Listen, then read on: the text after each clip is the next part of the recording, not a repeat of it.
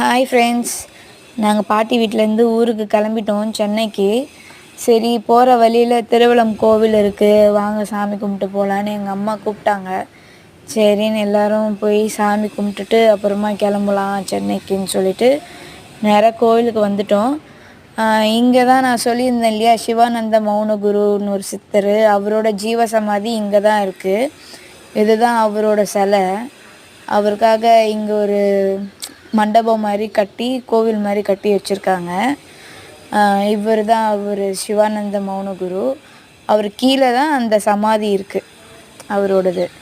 அப்புறம் அவர் எப்படி இங்கே வாழ்ந்தார், என்னென்னலாம் பண்ணார், அவர் பேசவே மாட்டாராம், அமைதியாக இருப்பாராம். அதான் மௌனகுருன்னா வாய் திறந்து பேசாமல் அமைதியாக வரவங்களுக்கெல்லாம் ஆசீர்வாதம் பண்ணி காய்ச்சி கொடுத்துட்டு இருப்பாராம்.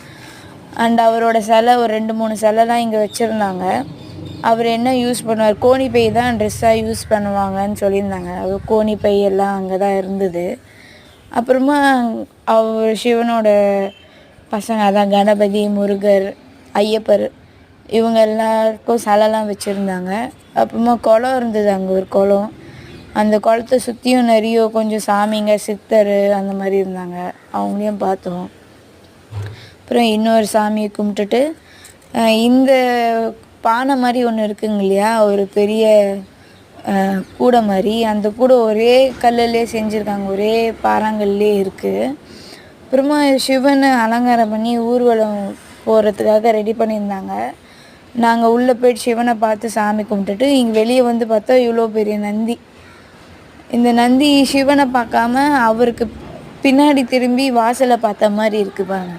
அப்புறம் நாங்கள் நந்தி கூடலாம் ஃபோட்டோ எடுத்துகிட்டு அப்புறமா சாமி ஊர்வலம் வந்தது. ஊர்வலம் பார்த்துட்டு எல்லோரும் சாமி கும்பிட்டுட்டு, இப்போ இங்கே தான் அந்த விநாயகர் வந்து அப்பா அம்மாவை சுற்றி அந்த மாம்பழம் வாங்குவாங்க இல்லையா, அந்த அந்த இன்சிடெண்ட் வந்து இந்த கோவிலில் தான் நடந்தது.